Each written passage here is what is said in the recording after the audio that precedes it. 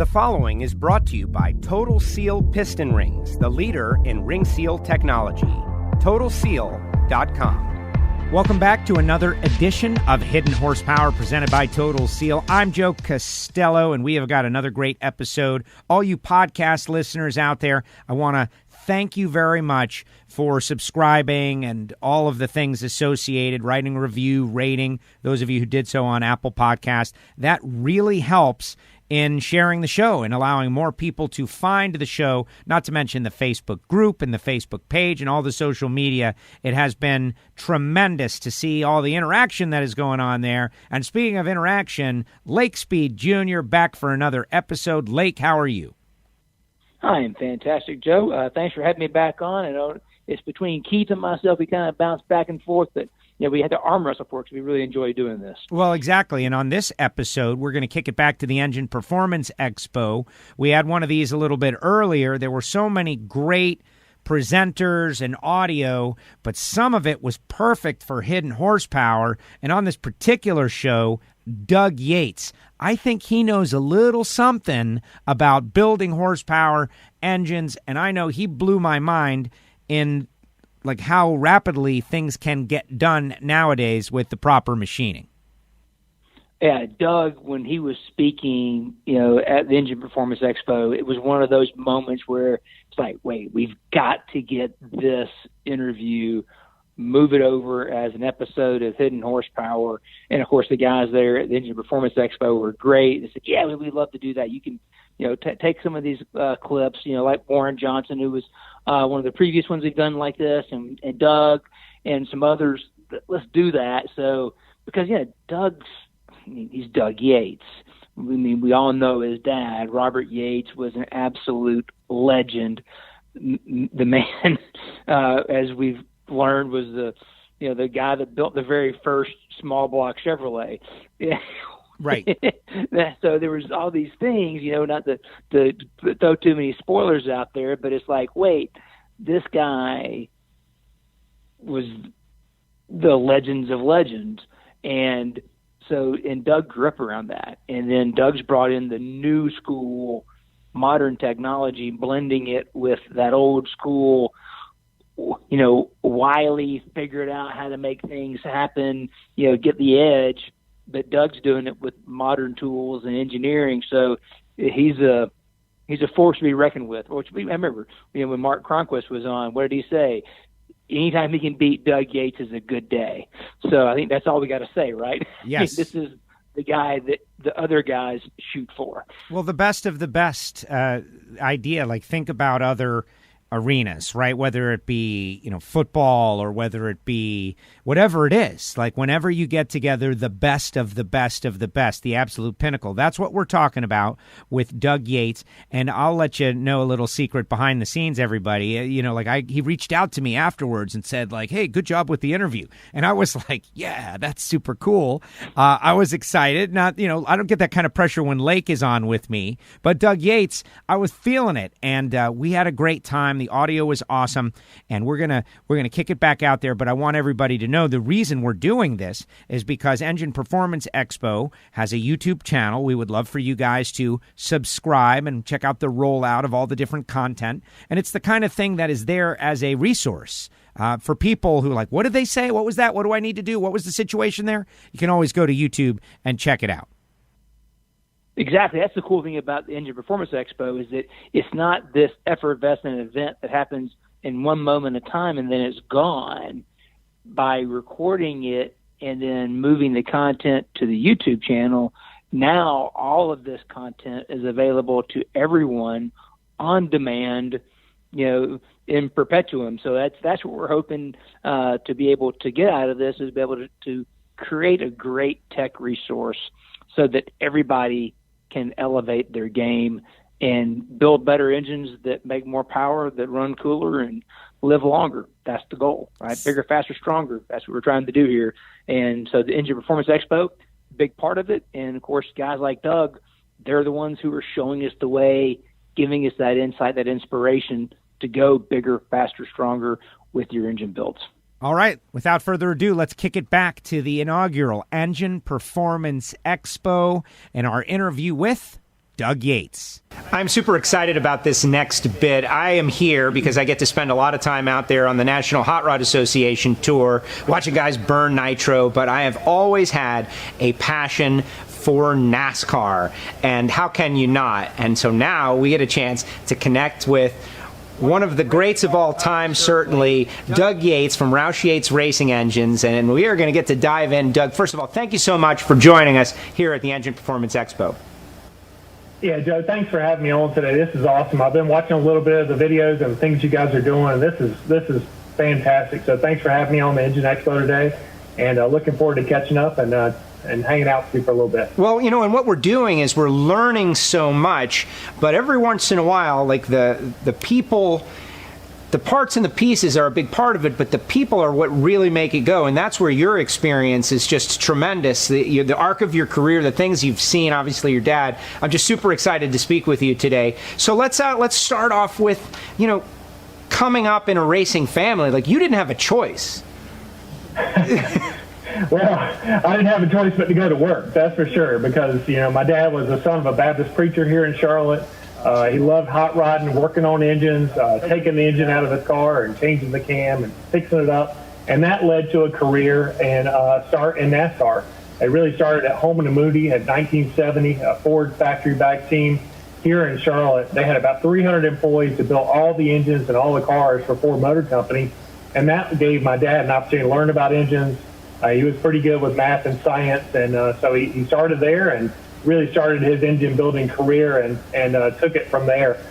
When Ford kind of pulled out of racing for a little while, took a pause, he went to work for Junior Johnson just north of here, legendary Junior Johnson. So me and my mom and my sister, we moved to North Woodsboro, and that's kind of where I started getting some exposure to working at the shop with my dad, sweeping the floors, washing the parts, and that kind of carried on through my teenage years, and you know, just being around it. Like I said, my job was to make sure the shop was clean and take the engines apart and get them ready to be put back together. I had a chance to hone my first block when I was about 13 years old. That's, you know, I started when I was 10, racing go-karts along the ways, and had a lot of fun doing that. But one decided to follow my dad's footsteps as an engine builder, and I did that, and that was a lot of fun. But when I approached my college years, I decided, instead of just going to work with my dad, who had an engine shop at the time, that I wanted to go off and get a degree in mechanical engineering. So I went to North Carolina State, received a degree in mechanical engineering, and met a fantastic guy, a professor there, a guy named Joe David. And he was doing research work for General Motors at the time. We were racing Fords, but he taught me a lot about engines. And as soon as I graduated, my mom and dad actually bought a race team at that time, the Texaco Havoline Ford with Davey Allison. They bought that team, and when I graduated, my mom and dad asked if I would come back to work in the family business, and I did. And that time, NASCAR was really small. That was 1990. We owned a couple engines and a race car with a 28 car with Davey Allison, and I started to learn about engines and start racing and competing. But one of the best parts, and you touched on this, is that the people in the industry is what makes it so special. The guys like Ed Keebler at Rottler, the guys like Scooter Brothers at Comp Cams, Billy Gobert, all those people that are involved in the sport. It's really a community and a family, and that's what I like about today. And being part of this is when you go to trade shows or you go to seminars and you meet all the people, we're all doing the same thing. It's just at different levels and different opportunities. But if there's any way to give back and to keep and to talk to them and hang out with them like we're doing today, it's really fantastic. But just following my dad's footsteps, and that's what got me into racing and got me started while we're here today. So there was no point that you threatened to rebel and go sell insurance or anything like that? No, yeah, like I said, I raced go-karts for a while. Most people have a passion. I hear you are a drag racer, and so you understand that. And I raced local asphalt go-karts and loved it for about 3 years. But, we didn't have a lot of money. We came up from a very modest beginning, and so putting tires on the go-kart was pretty tough. So I decided to make a living building race engines, and that worked out pretty well. But no, it's been racing. I love racing. I love the competition.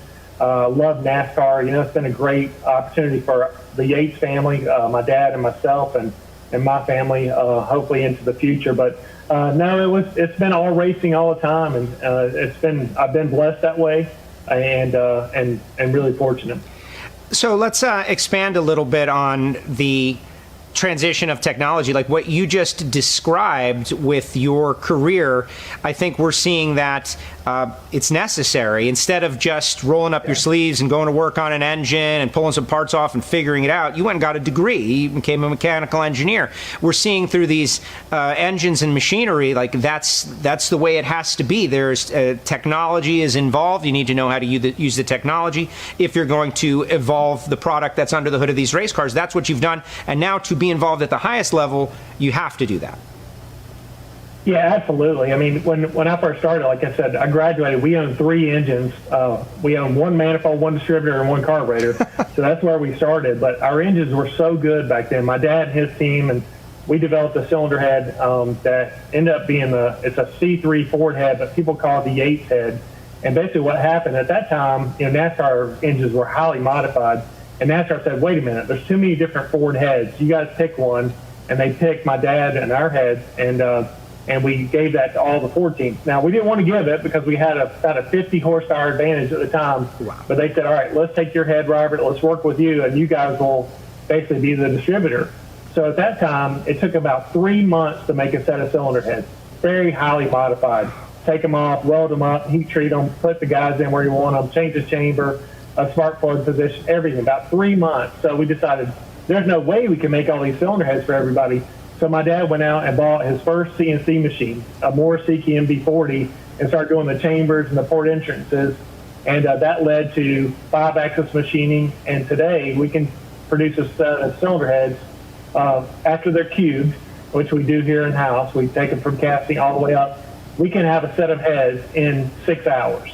And so we have, true 5-axis machining, and continue to look ahead. But that process went from 3 months and today 6 hours, and technology has continued to change.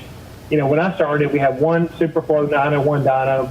I did all the testing, ran the race engines, and today we have dynamometers that will run a full race condition. They're AVL transient dynos. Probably one of the biggest innovations was how we test engines. We can simulate every single thing that goes on in the cars. Now that we have the data from the track through the EFI system, we can bring all that information here, load it up on the dynamometer, run an engine just like it's in a car at a race, pick a driver, pick a track, and we can go recreate that and make sure that we don't have any issues. We build a fresh engine, we run a race, we take it apart, and dissect all the parts and go back through them and make sure everything's perfect. So a lot of technology on the testing side, a lot of innovation on the manufacturing side. But I'll tell you what, Rottler has done an amazing job. They have truly automated equipment. Like I said, I honed my first block when I was 13 years old. Probably wasn't very good. Probably not sure if it sealed up. We didn't test that well. But today, the 875A hones, we have 2 of them, and they're basically like CNC hones. It's taken a lot of the black art and magic out of it, and really he's done a good job. And Rottler has done a great job with technology. And I'll give you a little story. My dad, after he retired from NASCAR, he retired in 2007 from being a car owner. He started doing all the K&N engines that are raced all across the series. So every NASCAR K&N engine came from my dad. It's a Chevrolet engine. He loved to hone the blocks himself. And so to take a new block from Dart and to hone it to get the surface finished exactly like you want it was about a 6-hour job. We received the 875As with the automated rollover, automated hole-to-hole, and really high-tech. So it's basically just program it, touch and go. And it was so fast. And I told him, I kept saying, Dad, look, you should try this. You should really give Rottler a chance and see what you think. So after many months of conversation, one afternoon he called me up and he said, I'm ready. I said, okay. I said, bring the block over. So we put it in the Rottler. We programmed it. Carson Dunn and all the guys here, and Dave Bullock, who's going to be on your segment later today, I believe, got it all set up for him, hit the button, and in 45 minutes, the block was completely finished. No touch. And he had been struggling to get the surface finish just perfect on the prior home that he was using, and he was a perfectionist. But the technology of the equipment is really come so far from back in the day when I started in a small shop. And it's exciting to see what's going on and what's out there. And, technology and change is tough. It's how do you learn about it? I think you learn about it by being on the Engine Expo that we're doing today, right? You watch these videos and demonstrations. The guys talking about decking the heads earlier. The equipment is advanced, but also Rattler has a great tech helpline, and they'll help you out. They'll get you up to speed. They'll get you going. Ed and his team, they're vested in this process, and I'm a believer. I mean, I'm telling you have to have great people. You have to have great processes, but you have to have great equipment to do a good job and compete at a high level, and Rattler's done just that. Well, isn't that it's just a challenge of life? Like, you get into a groove, you're doing it, you're feeling comfortable with it, and it's working for you, so why change? It takes something to shake you out of it, or, we know in drag racing you maybe stay with a tune-up a little bit too long, and you have to evolve, and you brought him in. I want to know what his reaction was when that thing was done in 45 minutes. Oh, he was so happy. he was really working hard at it, and struggling. But you have to keep looking ahead. And one thing that we've always said, and this is something my dad instilled in me, and it's true: you win with advantages. You win with advantages on building engines. It's equipment. It's people. It's at the track. It's drivers, pit crews, setups. You always are looking for that next advantage. And what we have done as a company at Roush Yates is, we invested in that CNC equipment for doing the cylinder heads that we talked about. And then we started building our own valve train components. So we make our own rocker arms and all the valve train bits, all the front covers, and all of the components on the engines. But as engines have increased in life, so we used to rebuild these engines after every single race, and now we run them 3 races. So what do we do with that extra equipment, those extra resources we have? As a company, what we did is we decided to take that into defense and aerospace and other industries. It's the same core skill sets and same things apply, but we can apply that to other industries. And at Roush Yates Manufacturing Solutions today, we have over 60 CNC machines, and a lot of them are automated, run lights out 24/7, that makes components for defense and aerospace. And it's really all built off our history of racing and the things we've done here and what we've learned. But you have to continue to adapt and grow and change. And COVID has changed all of that, right? I mean, we're here talking, showing videos. We would be at a trade show or where you guys are at, but we can't just do that today. But I think technology is good if you embrace it. Of course, we'd rather be there and hanging out with our friends and people we've met through the years. But I think technology is really good. And if you embrace it and keep looking ahead and align with great partners and great companies like Rattler, I think you're going to have a lot of success in this business. Embrace technology. I love the message, and we'll all be back together again soon. We don't know exactly how long, but it's going to be a fun time, I can tell you that. One thing that I've noticed in the arc over the years, back in the day, if engines would blow, and it was part of racing, right? Like, oh, this guy, they're all out of the race because the engines blew up. That doesn't seem to happen anymore.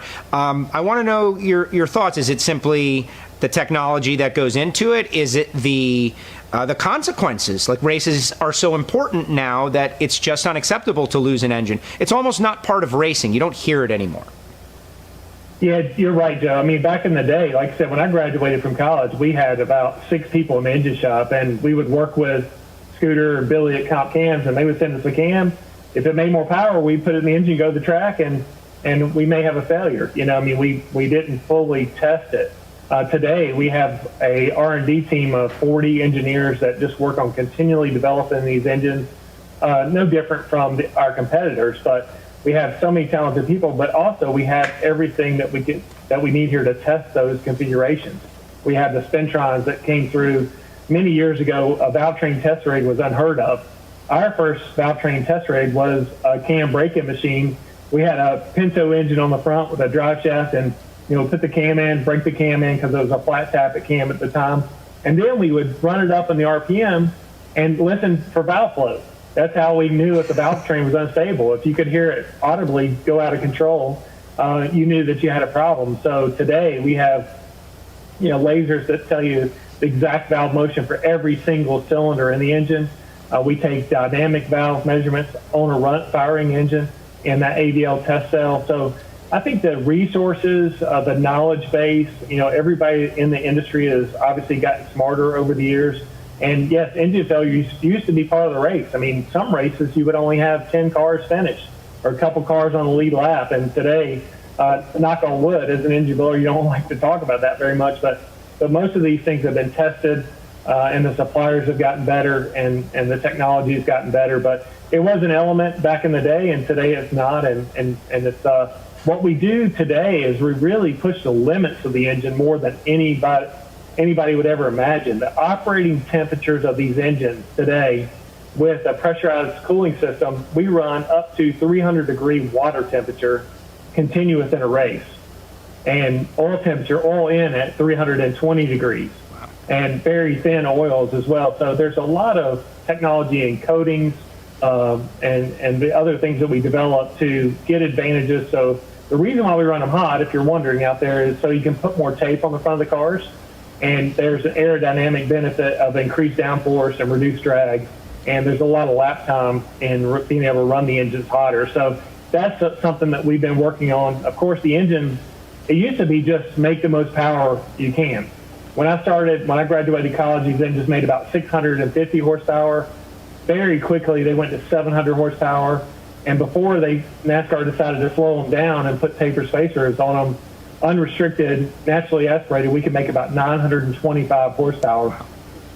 But everybody kind of caught up to that. So where we're racing today is how hot can you run the engine, how good a fuel economy do you have, and strategy things. We work with our teams, how light the engine is, what the center of gravity.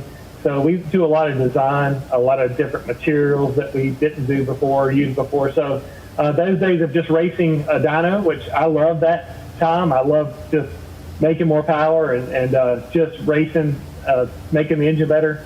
We really work harder today to make sure that we give the teams what they need to get the car around the track faster, which is, at the end of the day, is something we're proud of. And last year we had a great year. Our main partner is Ford Performance, Edsel Ford and Ford Motor Company.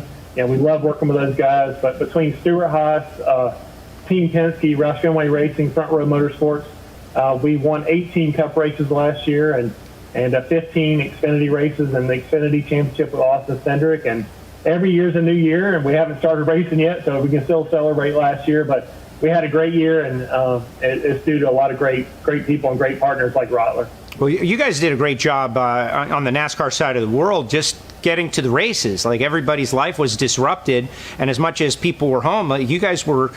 The whole program changed, and yet you guys adapted, and you were able to go out there and do a great job. How did that change the engine shop?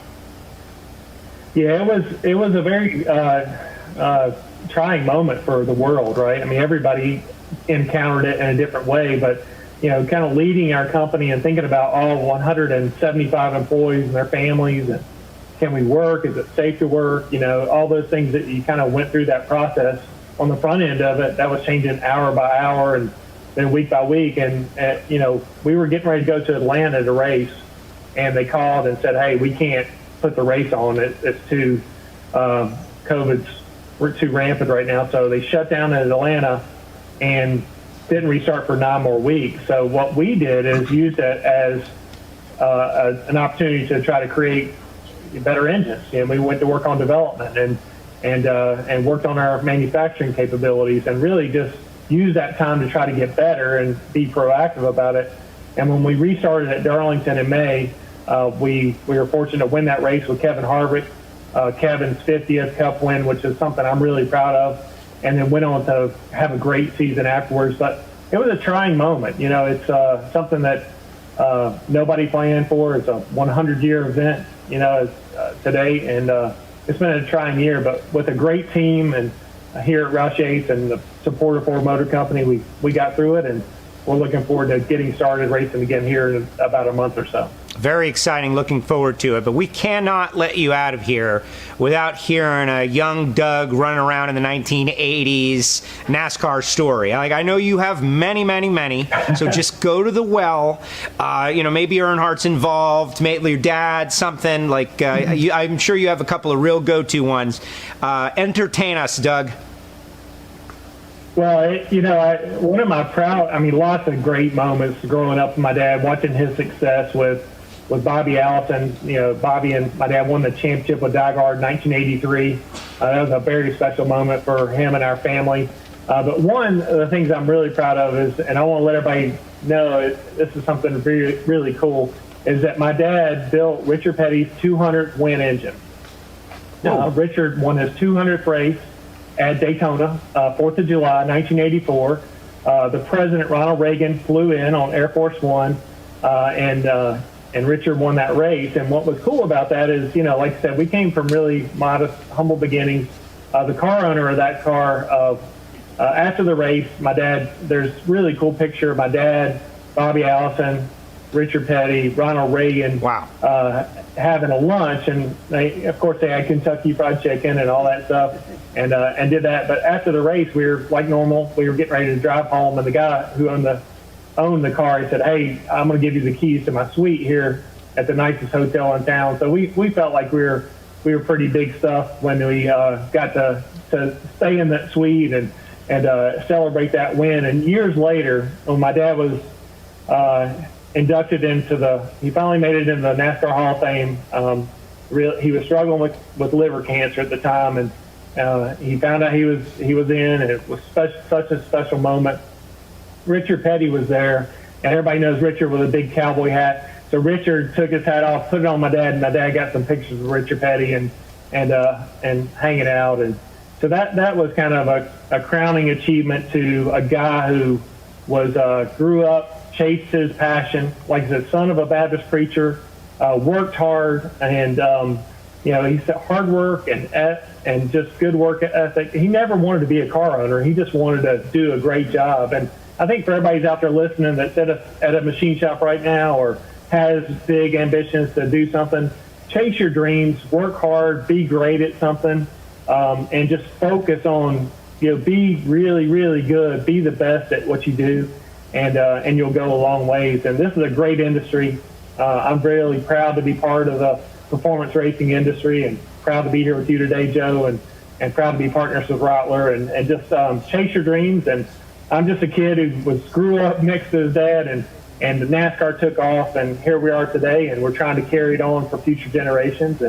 But it's all about racing. We love racing. We love working on engines. And thank you guys for having me on today. Doug, thank you. And thank you for all you've done. This industry has grown so much. So many of us are making livings in the industry, whether someone like me just talking into a microphone, building engines or otherwise. We thank you for what you've done. And we wish you good luck in the 2021 season. Like you said, it's not far off. It comes very quickly. Yes, sir. Well, a happy New Year to everybody. And Joe, thank you. And hopefully I'll see you around soon. Absolutely. Doug Yates for Performance Roush Yates Racing Engines. Thank you for joining us on the Engine Performance Expo. Doug Yates at the Engine Performance Expo, going deep. And I didn't know about Richard Petty's 200th win engine. I didn't know that one either at the time. And that was shocking, but it also made sense at the same time. Oh, yeah. And the thing, I was sitting there just blown away when Doug's talking about how quickly they can develop stuff. Like, not only are they fast on the racetrack, these guys are insanely fast in the shop in terms of their manufacturing techniques. I mean, to me, I kind of knew a little bit about the Richard Petty story from before because, that's my dad's era of driving, right? So I knew a little bit of some of those stories he was sharing. But what they were talking about with the cylinder head development and how quickly they're able to do things now, that was mind-blowing. So every time I hear Doug talk, you learn something. So it's like the old E.F. Hutton, right? When E.F. Hutton talks, you got to listen. When Doug Yates talks, man, you better shut up and listen. Yes, and that's why you got two ears and one mouth, and all the machines they've got running, like just so many very impressive elements to that story.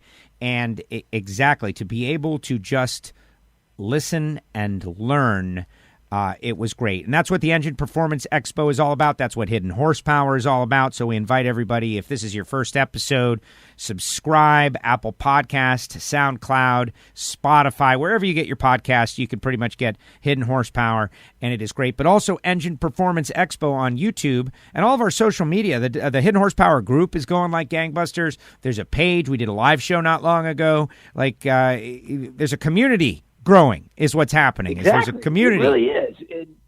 We hear it. I mean, I know Keith has mentioned it several times on the show, but on a daily basis, we hear from people here at Total Seal, hey, we watched the Engine Performance Expo. We've listened to the podcast. We've been on the YouTube channel. We've watched the videos. We've done this.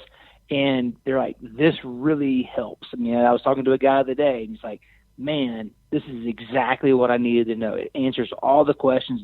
They had these problems, and it's like, oh, no, that's the solution. This makes sense. This is how you fix it. So it's great to be able to do these things and give back to the industry, especially for myself. I mean, this industry has made my life possible. You know, my career is been well served by this industry because of what it's done for my family. And so to be able to do these podcasts and these events and give back and help other people elevate their program and solve their problems and save them time and money and heartache and pain and be able to win races and finish races, that does my heart good to be able to be part of that. So thanks again to everybody that listens and subscribes and comments and feedbacks. It's great to have this community that we're building around Hidden Horsepower. And for those people that don't care about our community, but they want to go fast with their car, or maybe they're an engine shop and they're thinking, listen, 40% of my engine's friction comes in the piston rings, and I would love to make that less, like you said, run cooler, make more power. Where should they call? What should they do? 623-587-7400. That's the direct line for technical sales here at Total Seal. You can probably catch, on occasion you may catch me, but you really want to catch Keith or Kevin or Bobby. They're the guys that really know all this stuff. That's the thing. Make us the first call, not the last. There's a lot of things that can help troubleshoot. Even though we're not technically professional engine builders, although Bobby did own his own shop for several years, you can call us. We'll help you out, get you on the right path, figure things out. That way you can build that engine that makes more power, runs cooler, lives longer. That's the objective. We can do that. We do it for people every single day. So we'd love to have that call. Love to help you out. Great time once again at the Engine Performance Expo, and I love reliving some of it with you here today. Lake, thank you so much. No problem, Joe. It was great, and looking forward to do it again because that was one, the inaugural Engine Performance Expo, but it wasn't the one-time Engine Performance Expo. There's going to be another one coming up in October, so stay tuned, and hopefully there'll be a chance for maybe some Hidden Horsepower listeners to attend in person maybe, so we'll have to see. How about that? Yes, anything is possible, and I am loving that this thing is becoming a thing of its own. Lake, thank you so much. No problem. Thank you, Joe. He's Lake Speed Jr. I'm Joe Castello. You can follow me on Instagram and Twitter at WFO Joe, or check out my own podcast, WFO Radio, where we interview star racers like Matt Hartford, for instance, and many others. If you like drag racing, you'll love it. And in the meantime, stay ready. More episodes getting ready to drop of Hidden Horsepower, presented by Total Seal.